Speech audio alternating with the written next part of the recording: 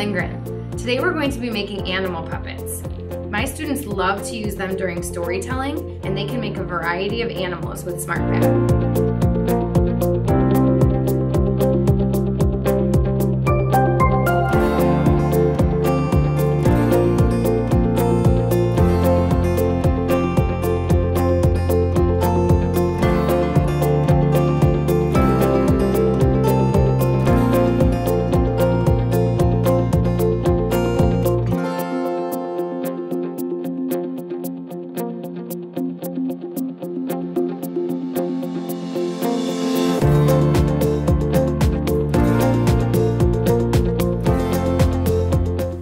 Your students will enjoy wearing their puppets proudly.